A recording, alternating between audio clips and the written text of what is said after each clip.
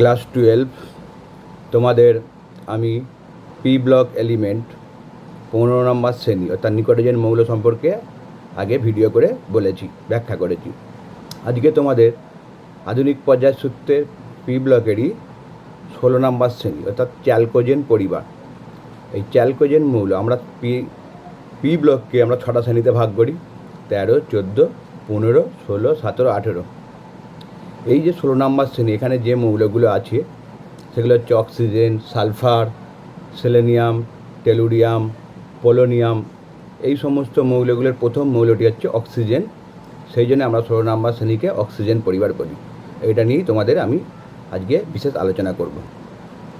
প্রথমেই বলি যে এই মৌলগুলোর নামকরণ কেন 16 নম্বর শ্রেণীর চ্যালকোজেন বলা, কারণ এই সমস্ত মৌলগুলো প্রকৃতিতে অক্সাইড রূপে বা সালফাইড রূপে পাওয়া যায়, সেই জন্য এদের নাম হচ্ছে চ্যালকোজেন। এখন কথা হচ্ছে যে প্রথম মৌল অক্সিজেন, তারপর হচ্ছে সালফার, তারপর সেলেনিয়াম, তারপর টেলুরিয়াম, তারপর পোলোনিয়াম। এই যে ওপর থেকে নিচে এবং বাম দিক থেকে ডান দিক, এটা পর্যায় সারণী তোমরা 11-এ পড়েছো যে বিভিন্ন মৌলগুলো তাদের পরমাণু ক্রমাঙ্ক অনুযায়ী পর্যায়ক্রমে পুনরাবৃত্ত হয়, তাদের ভৌত রাসায়নিক ধর্মকে পুনরাবৃত্ত করে। এখন কথা হচ্ছে অক্সিজেনকে আমরা প্রকৃতিতে কীভাবে পাই, তোমরা নিশ্চয়ই জানো। সালোক সংশ্লেষ প্রক্রিয়া, উদ্ভিদ সূর্যালোকের উপস্থিতিতে ক্লোরোফিল কণা দ্বারা পাতায় খাবার তৈরি করে, অক্সিজেন, কার্বন ডাইঅক্সাইড এবং জল, তাদের যে অক্সিজেন সেটার জন্য বায়ুমণ্ডলে প্রচুর পরিমাণে অক্সিজেন পাওয়া যায়। কিন্তু এই যে সালফার, সেলেনিয়াম, টেলুরিয়াম, পোলোনিয়াম, এদেরকে বিভিন্ন রূপে পাওয়া যায় খনিতে, ঠিক আছে? সেটা সম্পর্কে একটা বিশেষ আলোচনা। এবং সালফারকে আমরা কীভাবে পাই, খনিজ পদার্থ যেমন gypsum, calcium sulphate CaSO4 2H2O, তারপর হচ্ছে zinc blend ZnS, galena PbS, copper pyrites CuFeS2, এই সমস্ত পদার্থ আকরিকে সালফার প্রচুর পরিমাণে থাকে। এখন কথা হচ্ছে ভৌত রাসায়নিক ধর্ম সম্পর্কে বলবো এই শ্রেণীটা। আমরা প্রথমেই আসবো পরমাণু আকার বা পারমাণবিক আয়তন যেটা বলি। আচ্ছা, বাম দিক থেকে ডান দিকে গেলে পরমাণু আকার হ্রাস পায়, এটা তোমরা বেসিক কনসেপ্টের পর জানো। তাহলে 15 নম্বর শ্রেণী অপেক্ষা 16 নম্বর শ্রেণী একই যেহেতু পর্যায়, তাহলে তাদের বাম দিক থেকে ডান দিকে গেলে নিউক্লিয়াসের চার্জ বৃদ্ধি পায়। ফলে কী হয়, নিউক্লিয়াস বাইরের ইলেকট্রনকে আকর্ষণ করছে, যেহেতু একই কক্ষপথ। ফলে এই হিসাবে পরমাণু আকার 15 থেকে 16 হ্রাস পাচ্ছে। ঠিক সেইভাবে শ্রেণী বরাবর ওপর থেকে নিচে গেলে পরমাণুগুলোর আকার বৃদ্ধি পায়, কারণ নতুন পর্যায়ে ঢুকছে মানে একটা করে কক্ষপথ যুক্ত হচ্ছে। ফলে নিউক্লিয়াস থেকে যে বাইরের কক্ষপথ দূরত্ব সেইটা বৃদ্ধি পাচ্ছে। তাহলে আমরা বুঝতে পারলাম 16 নম্বর শ্রেণীর ওপর থেকে নিচে গেলে আকার বৃদ্ধি পাচ্ছে। এখন কথা হচ্ছে oxygen, sulphur, selenium, tellurium, polonium. এখানে অক্সিজেন, সালফার হচ্ছে অধাতু, সেলেনিয়াম, টেলুরিয়ামের মধ্যে কিছুটা ধাতু গল্প অর্থাৎ ধাতু আর ধর্ম দুটোই আছে, পোলোনিয়াম পুরোপুরি ধাতু। এটা হচ্ছে একটা এবার হচ্ছে আয়নাইজেশন পোটেনশিয়াল সম্পর্কে বলবো। আয়নন বিভব, ওপর থেকে নিচে গেলে আয়নন বিভব হ্রাস পায়, কারণ পরমাণু আকার বৃদ্ধি পায় এবং আবরণী প্রভাব, ঠিক আছে, বৃদ্ধি পাওয়ার জন্য নিউক্লিয়াসের আর বাইরের মধ্যে ইলেকট্রনের আকর্ষণ শক্তি কমে যায়। ফলে বাইরের যে ইলেকট্রনটা আছে যত ওপর থেকে নিচে যাবে তাদেরকে কম শক্তি দিলে ইলেকট্রনটা বেরিয়ে যাবে।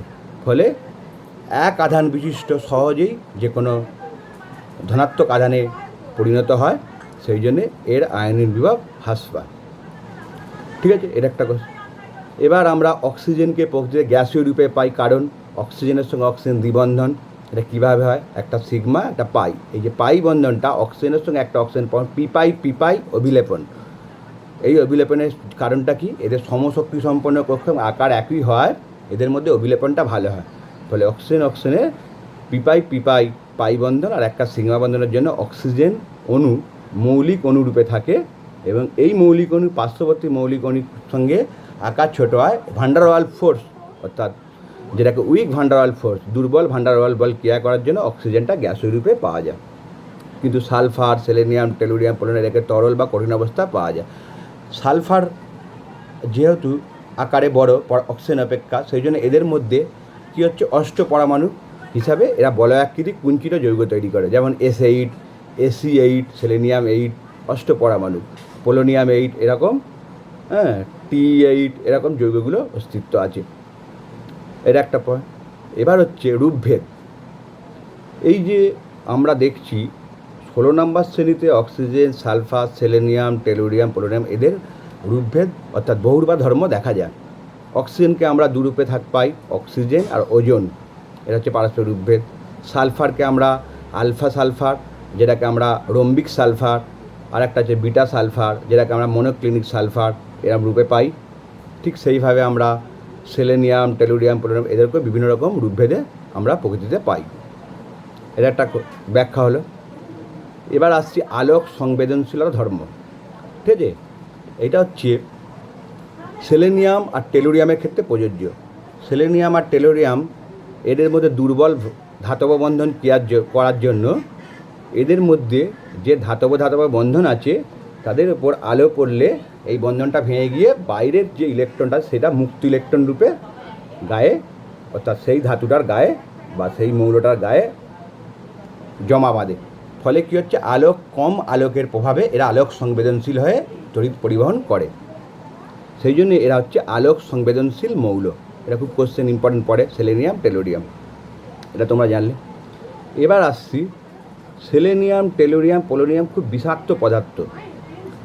আমরা এদের যদি হাইড্রোজেন সায়ানামাইডকে আমরা যে বিষাক্ত পদার্থ হিসাবে জানি HCN, কিন্তু এদের H2AC আর H2T এদের যে উদ্বায়ী পদার্থগুলো এরা কিন্তু 100 গুণ বেশি বিষাক্ত পদার্থ হাইড্রোজেন সায়ানামাইড অপেক্ষা। এটা একটা গুরুত্বপূর্ণ প্রশ্ন।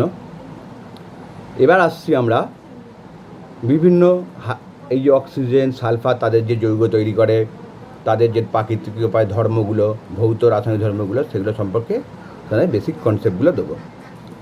প্রথমেই আমি বলি অক্সিজেনের যে হাইড্রাইড যেটা হচ্ছে H2O, সালফারের যে হাইড্রাইড H2S, টেলুরিয়ামের যে হাইড্রাইড H2TE,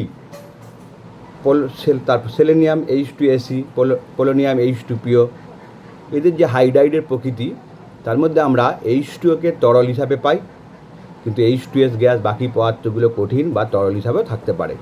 সেটা হচ্ছে প্রথমে ব্যাখ্যা করতে হবে H2O কেন তরল।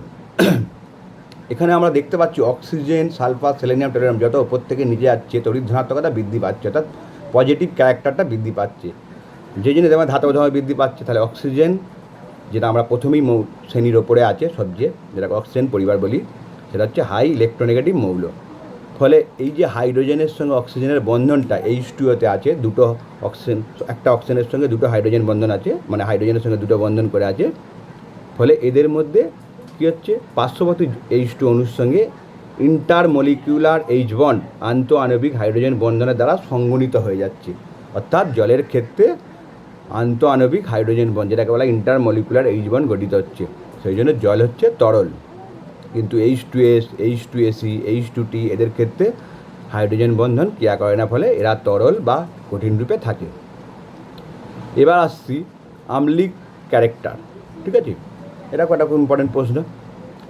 H2O, HT, H2S, H2T, H2AC এদের মধ্যে যত H2O থেকে H2T-র দিকে যাচ্ছি তত টেলুরিয়ামের আকার বাড়ছে। দেখো ওপর থেকে নিচে আকার বৃদ্ধি পাচ্ছে, ফলে H আর T বন্ধনটা দুর্বল হয়ে যাচ্ছে, ফলে সহজে H+ আয়ন বেরিয়ে যেতে পারছে। সেই জন্য H2 অপেক্ষা H2S-এর আম্লিক চরিত্র বেশি, H2S অপেক্ষা H2AC-র আম্লিক চরিত্র বেশি, তারপর H2AC অপেক্ষা H2T-র আম্লিক চরিত্র বেশি। অর্থাৎ ওপর থেকে যত নিচে যাবে হাইড্রোজেনের যে হাইড্রাইডগুলো তাদের আম্লিক ধর্ম বৃদ্ধি পাচ্ছে। ঠিক একই প্রশ্ন বিজারণ ধর্মও বৃদ্ধি পাচ্ছে।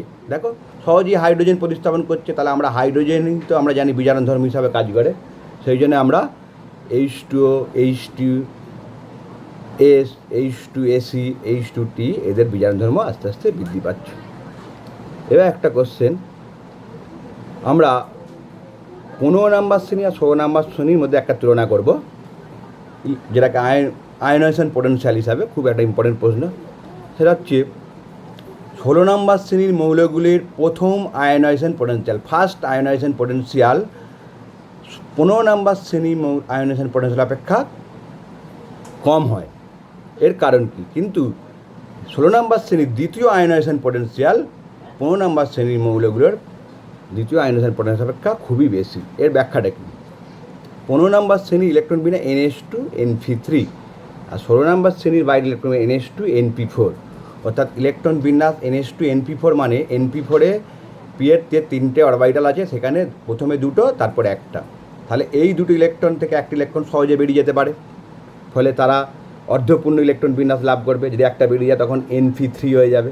তাহলে 16 নম্বর শ্রেণীতে যে NP4 আছে, একটা ইলেকট্রন বেরিয়ে গেলে NP3 হয়ে যাবে, ফলে কম শক্তি দিলেই সেইটা NP3 রূপান্তরিত হবে। সেই জন্যে 16 নম্বর শ্রেণীর প্রথম আয়নেশন পোটেনশিয়াল 15 নম্বর শ্রেণী অপেক্ষা কম, কারণ 15 নম্বর ইলেকট্রন বিন্যাস NP3 অর্থাৎ অর্ধপূর্ণ ইলেকট্রন বিন্যাস is high stable than other state.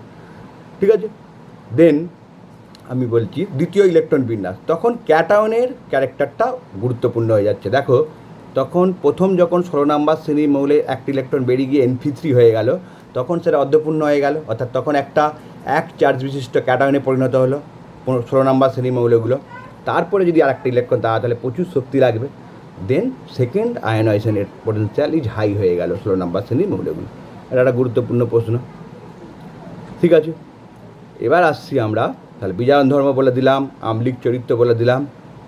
এবার হচ্ছে খুব একটা গুরুত্বপূর্ণ প্রশ্ন, তোমাদের এটা জানতে হবে, যেটা প্রথমেই আমি বলবো যে অক্সিজেন, সালফার, সেলেনিয়াম, টেলোরিয়াম, পোলোরিয়াম, এই সমস্ত মৌলগুলো তাদের যে ক্যারেক্টার অর্থাৎ ভৌত রাসায়নিক ধর্ম, তাদের যে বিষয়ের বিক্রিয়া, রিয়াকশান, ক্রিয়া কৌশল জানবো।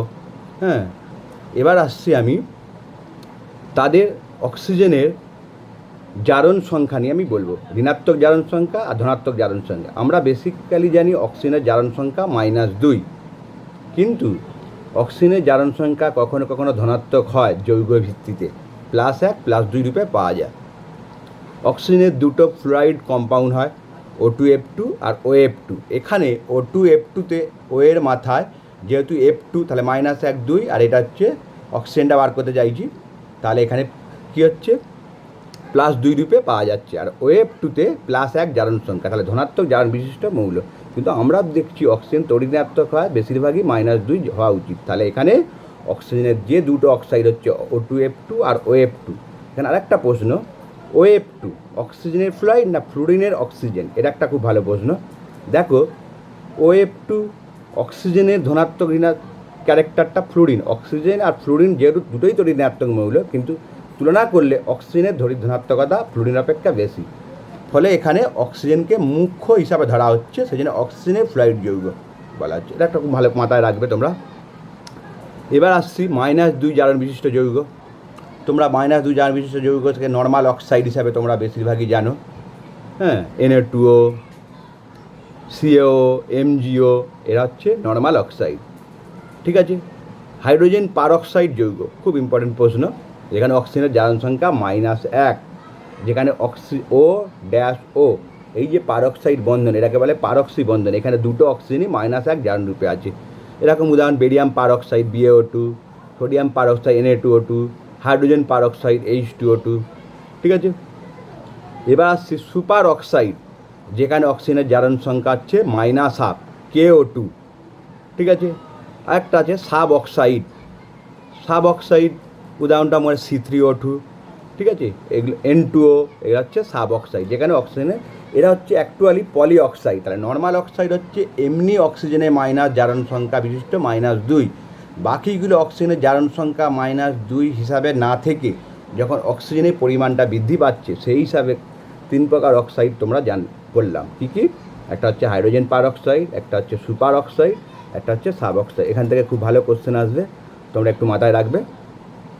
ঠিক আছে, এবার আসছি প্যারাম্যাগনেটিক ক্যারেক্টার। অক্সিজেন থেকে যত নিচের দিকে যাওয়া যাচ্ছে, oxygen, sulphur, selenium, tellurium, polonium, দেখো অক্সিজেনের ক্ষেত্রে বাইরের অযুগ্ম ইলেকট্রন থাকার জন্য ইলেকট্রন বিন্যাসে দিস মলিকিউল ইজ বা this atom is highly paramagnetic, অর্থাৎ অক্সিজেনের মধ্যে প্যারাম্যাগনেটিক ধর্ম দেখায়, পরাচুম্বকীয় ধর্ম।